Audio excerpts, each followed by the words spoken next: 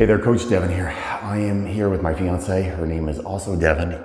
She spells it wrong though, in case you're wondering. I'm not going to talk about fitness right now. I am going to talk a little bit about the issues with commercial rent and with COVID-19 coronavirus. I have 3 landlords. My fiance also owns a business. She owns a hair salon. And presently, my landlords have been between non-committal and pay or down rent. Dev has reached out to her landlord. We haven't heard anything back yet. What we're looking at here and what I find concerning is the government is pitching out, hey, well, we're going to give you guys small business loans and that will help you in the interim. And with both of us, our businesses have been shuttered. We are government mandated to be closed. I understand the reasoning for it. I'm not upset or angry about the reasoning for it. My issue right now is the fact that there's not a lot of leadership on a go-forward basis, and I understand this is a very fluid situation. I totally get that. But on a leadership side of things, the governments in Nova Scotia and in Canada, it seems to be, are saying to us, okay, why don't you get a small business loan and you can basically float your landlord with your small business loan. That is frankly the stupidest thing I've heard in a long time. Because here's the thing, you're asking me and her, us, all the small business owners out there, to take on small business loans, pay interest on those small business loans to keep our business afloat while we're in shutdown and make sure the landlords are propped up. So what we're doing is we're propping up big, huge businesses on the backs of little businesses. On the back end of that, if I lose 2 months, 3 months, she loses 2 months, 3 months, we're talking a quarter of your year. So I've lost a quarter of my year of income. I now have to pay back that loan with interest to the Canadian government, which means they make money, or the Nova Scotian government makes money on this deal.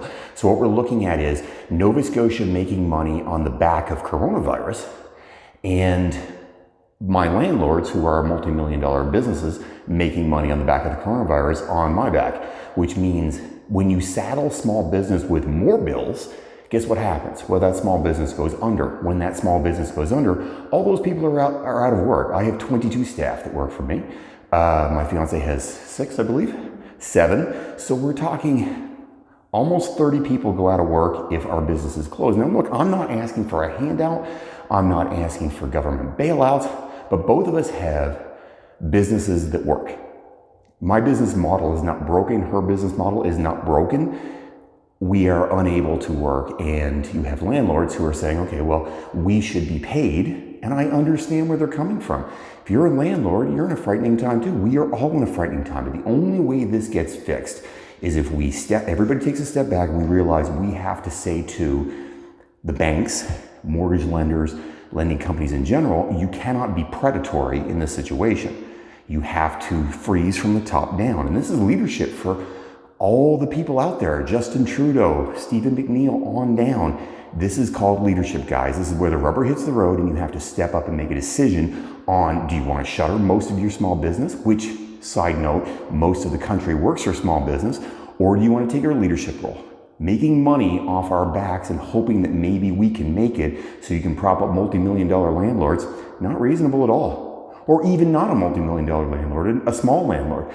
You need to provide options for those landlords so they can provide options for us. Do I know what the answer is? No, I don't have any concrete guaranteed answers, but I can tell you this. If you assume a business or businesses are going to be able to pay rent while they're closed, and oh, by the way, maybe you should pay your staff too, that is ridiculous. It's just frankly stupid.